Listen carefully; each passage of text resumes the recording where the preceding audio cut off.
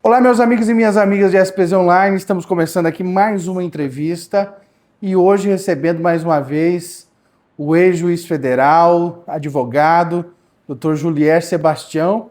Doutor, mais uma vez seja muito bem-vindo. Fazia um tempinho que a gente não se falava, né? Já é um prazer falar contigo, é um prazer poder falar aqui com os nossos amigos do SPZ Online e já depois de um certo tempo poder voltar a dialogar com todos os amigos e as amigas sobre os problemas do Brasil, de Mato Grosso e especialmente com a tua companhia como entrevistador.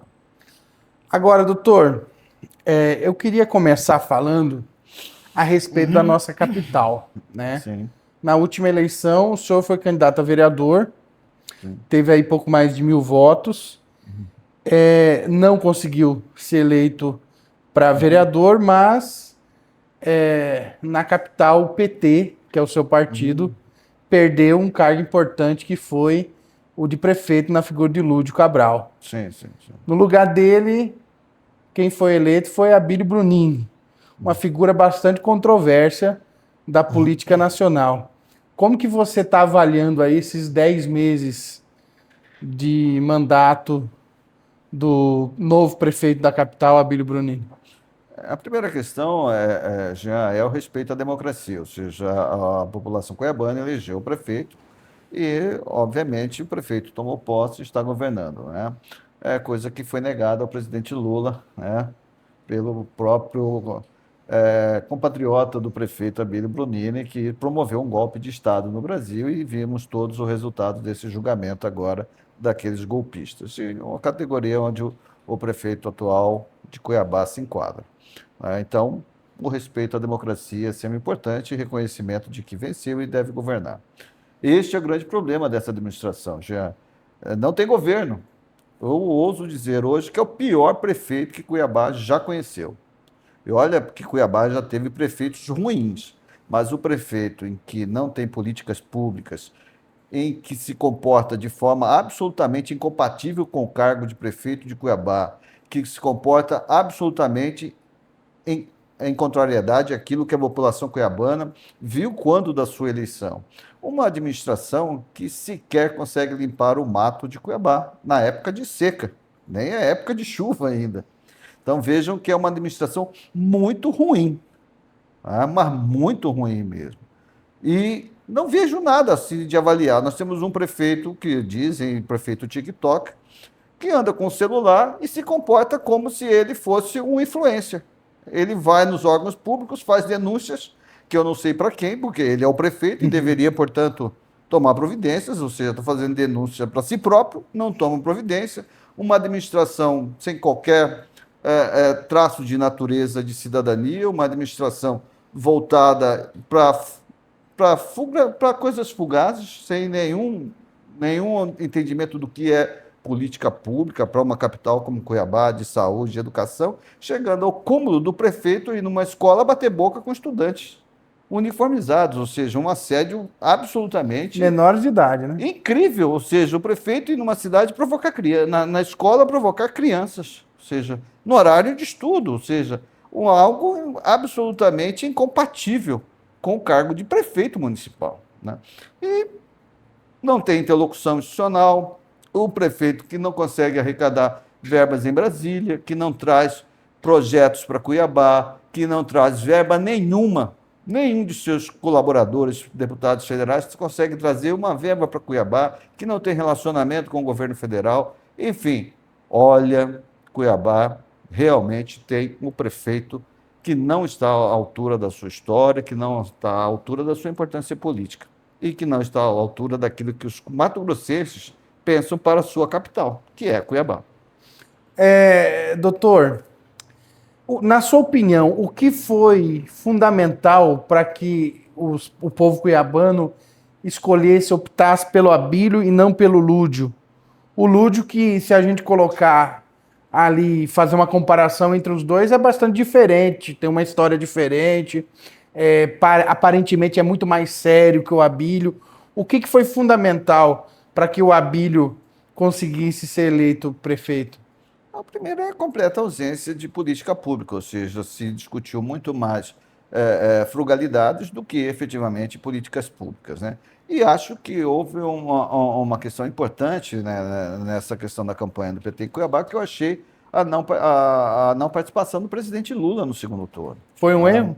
Acho que foi um erro da condução da campanha quando não trouxe o presidente a Cuiabá no segundo turno. Acho que o nosso presidente tem uma representatividade enorme em qualquer cidade do país, e notadamente numa disputa de segundo turno na capital. Mas por que você acha que optaram por não trazer o presidente Lula para a capital? Não sei aí como foi conduzida a campanha majoritária do PT nesse aspecto dessa análise política. Eu fui candidato a vereador, então eu não. Na nossa campanha, o Lula sempre esteve presente e acho que faltou no segundo turno aqui. Mas, assim, se o senhor puder falar, o senhor acredita que foi uma decisão da cúpula aqui da capital ou foi uma decisão do presidente Lula de não vir? Não, acho que foi da condução da campanha em Cuiabá. Agora, eu não sei como é que isso foi feito, isso no segundo turno. Então, não sei se havia disponibilidade de agenda do presidente também. Só estou dizendo que é um fato concreto que acho que prejudicou a campanha, a ausência do presidente Lula no segundo turno em Cuiabá. Agora, indo para a Câmara de Cuiabá, o PT ficou sem vereador, né, não conseguiu eleger um vereador, participou da federação, que é PV, PCdoB e PT. A gente viu bastante gente do PV ali sendo eleito, só me engano, 2 ou 3. 3 vereadores. 3 vereadores, só que o PT não conseguiu eleger nenhum.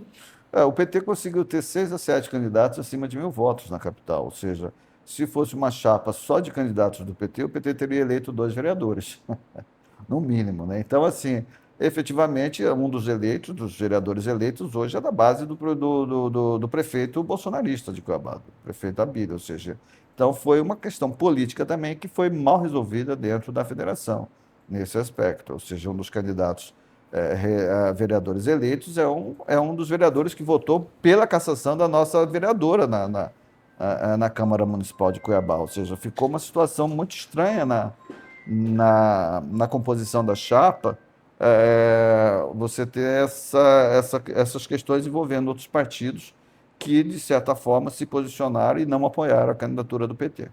Você acredita que essa federação ela vem sendo um problema entre eleição e só eleição, principalmente quando o assunto é política mais local? Acho que ela é uma solução do ponto de vista nacional e deve ser discutida do ponto de vista estadual e dentro dos municípios, de acordo com a sua conformação. Então, daqui para o futuro, na próxima eleição, sem dúvida nenhuma, haverá a federação novamente, né, na eleição de 2026, isso dentro daquilo que for traçado pela campanha nacional do presidente Lula, da sua reeleição, e pelo Diretório Nacional do Partido dos Trabalhadores. E aqui nós vamos, obviamente, discutir na esfera estadual como se dará a formulação das chapas dessa federação, né?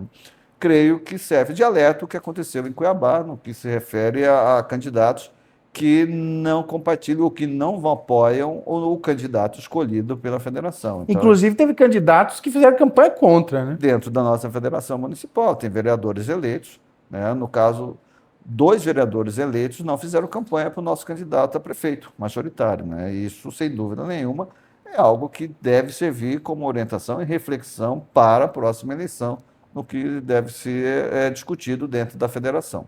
Você acredita que o PT vai ter esse problema novamente o ano que vem nas eleições estaduais? Acho que será discutido, eu acho que isso será uma matéria a ser discutida abertamente e politicamente dentro da federação. Olha, a gente vai falar sobre vários assuntos aqui, mas eu queria saber a sua opinião, doutor Júlio, a respeito dessa questão da anistia, né? Bolsonaro foi condenado, 27 anos de prisão, 27 anos e 3 meses, e desde antes de ser condenado, tinha deputado já queria uma anistia, antes da condenação. Nós teremos anistia e queria que você falasse um pouco do ponto de vista jurídico também, dessa questão da anistia. O primeiro aspecto é que não foi terminado o julgamento ainda. Então, do ponto de vista jurídico, político-constitucional, não existe anistia de julgamento não concluído, né? Ou seja, não tem trânsito em julgado. Segundo e aspecto fundamental é que a Constituição não permite, seja anistia, graça ou indulto, de delitos que são descritos como atentatórios à democracia, ao Estado Democrático de Direito, ou seja, é uma cláusula pétrea da Constituição Federal. Então, qualquer projeto nesse sentido seria inconstitucional, né? É inconstitucional na prática. E do ponto de vista político, acho que agora até alteraram o nome, não é mais projeto de lei da anistia, é projeto de lei da dosimetria, também enfrenta percalços jurídicos e politicamente não acho que terá andamento no Congresso Nacional, né? Pode até passar pela Câmara, eu não sei, porque a Câmara Federal tem feito tem tomado decisões um pouco peculiares, né, do ponto de vista político-constitucional, né, flagrantemente contrárias à vontade popular.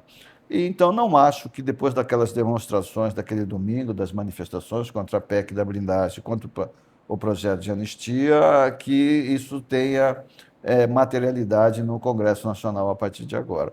Acho que está fadado ao insucesso e ao fracasso o projeto de lei da dita anistia. Acho que isso não vai passar no Congresso. Eles falam que esse projeto da anistia, e até agora desse da dosimetria, é para, como é que eles falam, apaziguar o Brasil, alguma coisa nesse sentido eles falam.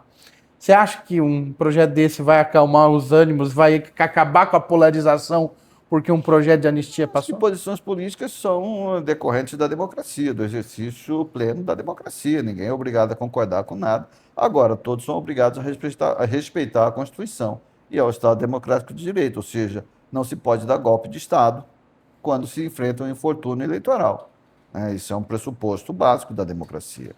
Então, portanto, acho que não teremos, né, nenhuma discussão sobre se isso vai pacificar ou apaziguar o Brasil, porque o Brasil a polarização faz parte da democracia. São escolhas, são decisões, e obviamente os democratas não vão concordar com os golpistas, né, no seu intento de dar um golpe de Estado, né? E como há de fato a tipificação de que isso é crime, e de fato o Supremo assim o reconheceu, o julgou e condenou, né, a pacificação cumpra-se a lei. É assim que funciona a democracia, né? O Brasil teve algo inédito, que foi a condenação de golpistas, né?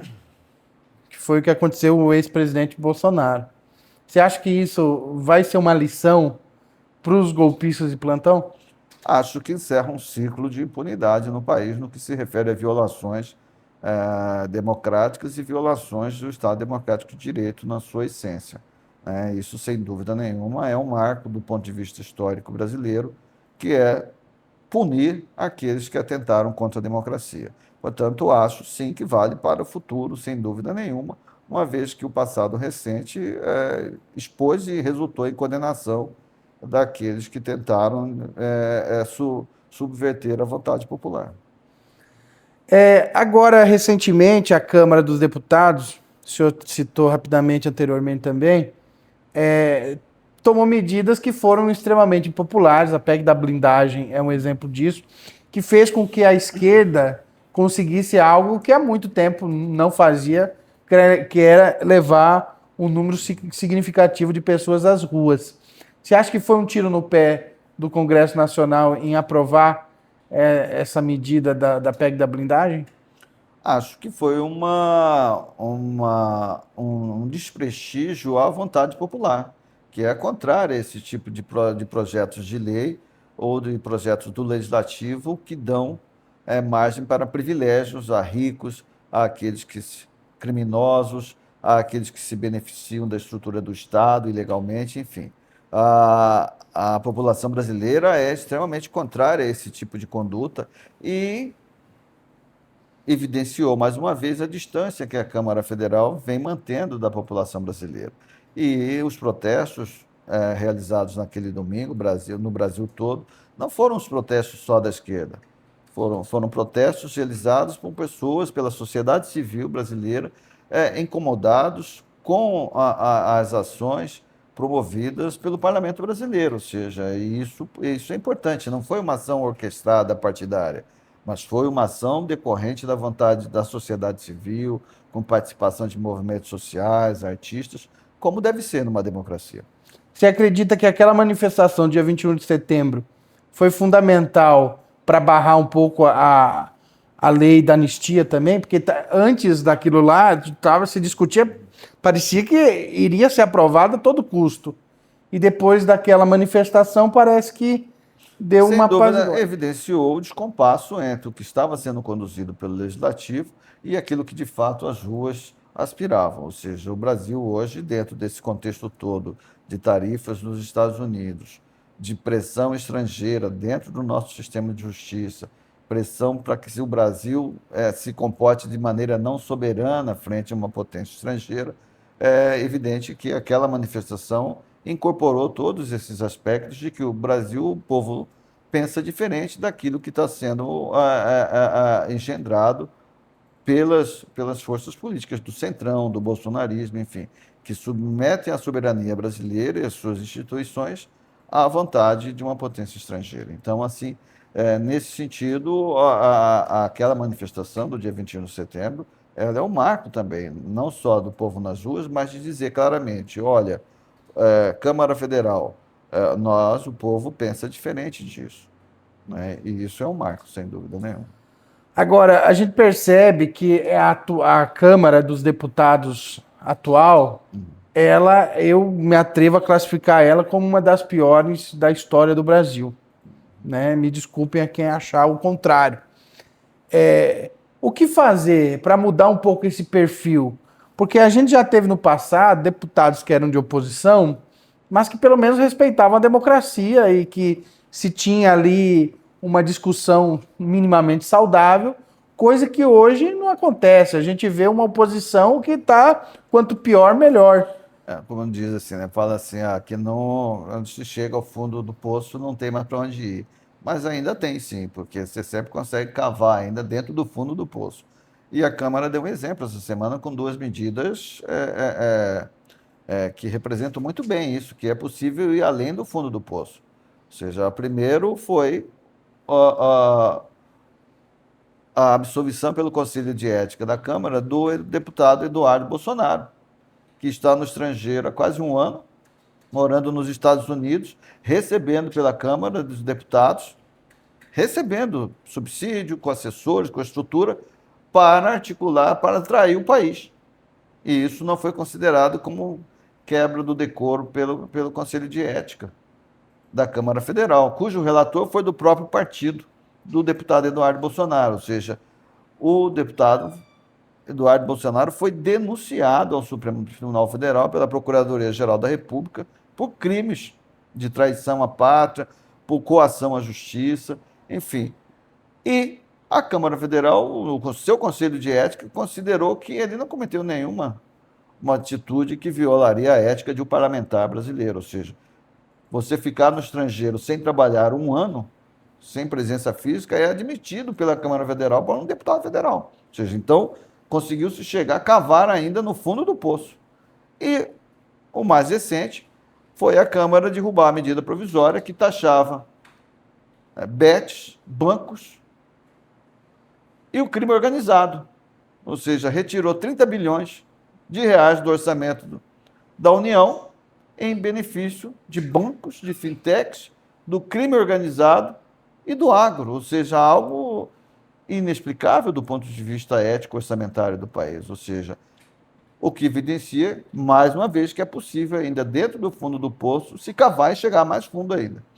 Então, ainda que tenham tido as manifestações do dia 21 de setembro, as recentes decisões da Câmara Federal evidenciam que o Legislativo Federal ainda mantém descompasso com aquilo que seja ético e moral para a sociedade brasileira.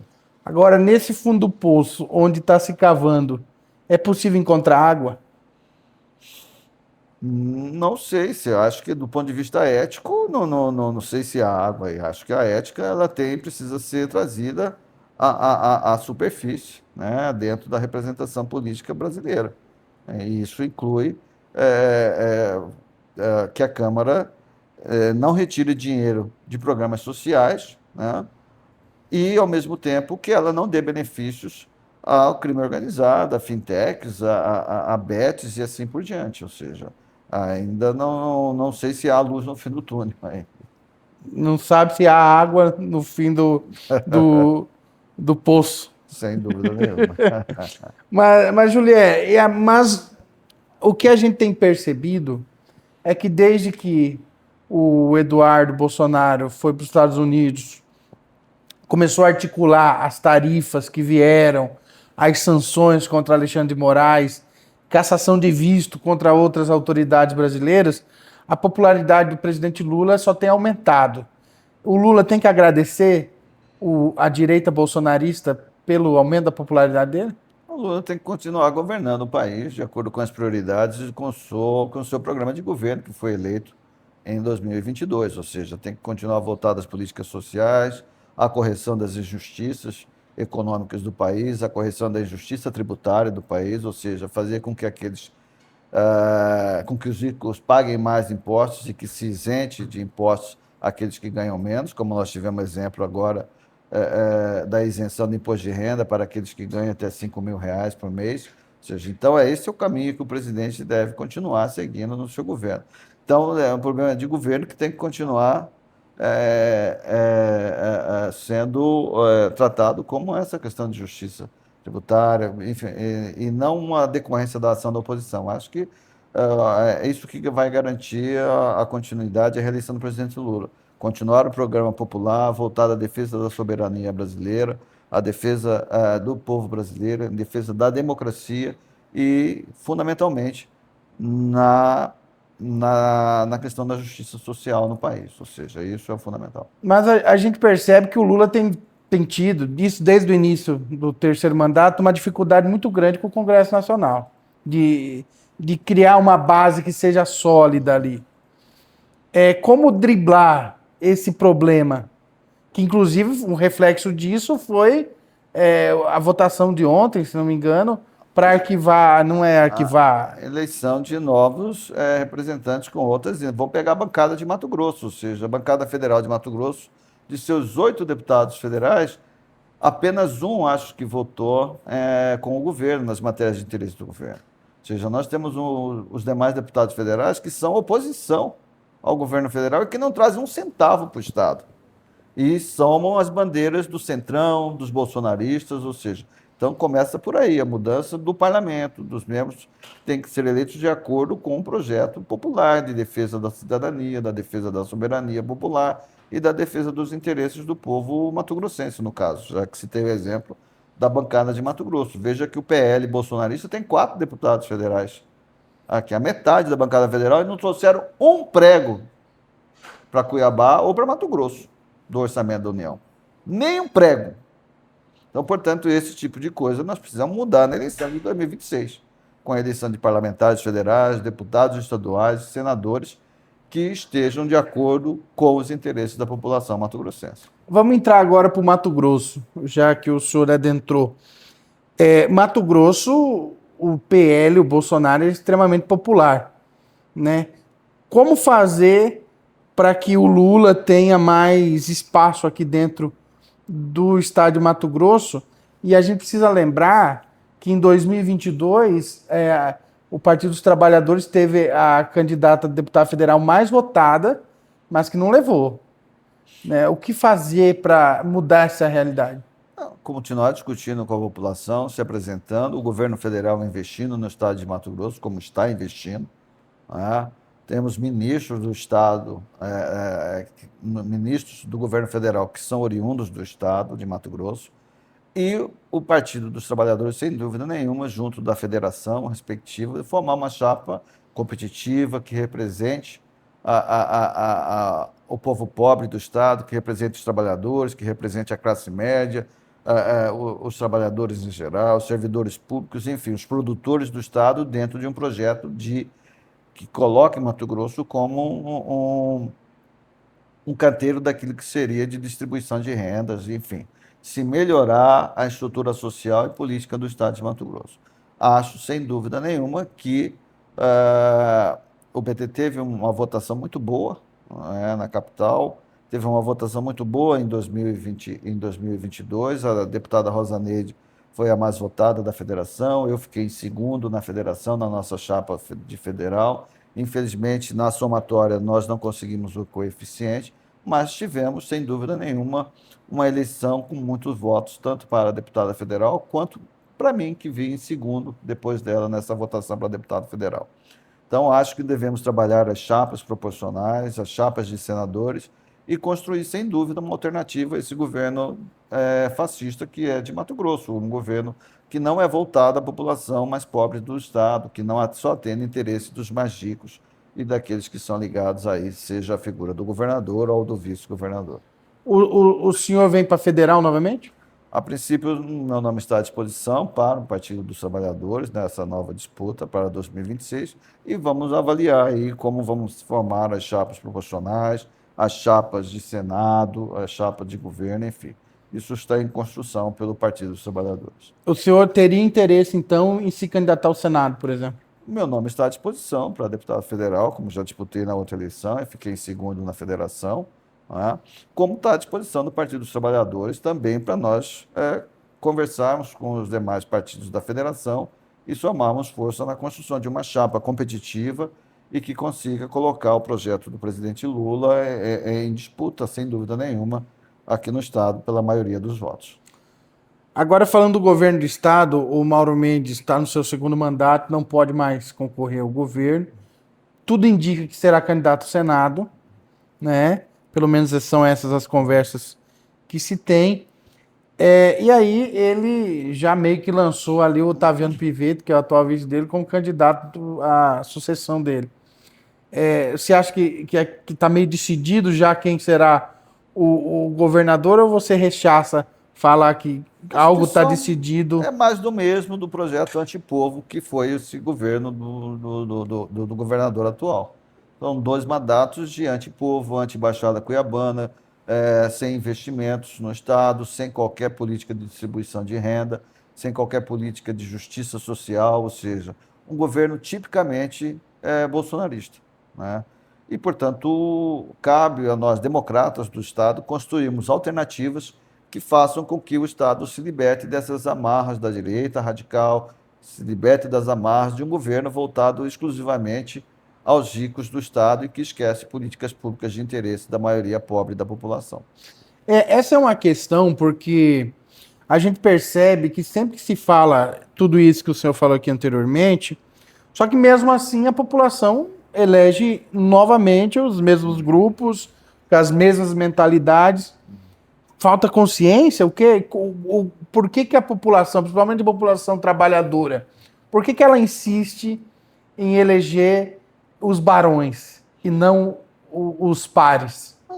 Não se pode desconhecer já o poderio econômico nessas disputas eleitorais, né? Não é nada, não são disputas entre santinhos em regra, né? São disputas que envolvem pessoas experientes, partidos políticos, partidos com muito dinheiro, candidatos com origem de origem muito forte economicamente, enfim.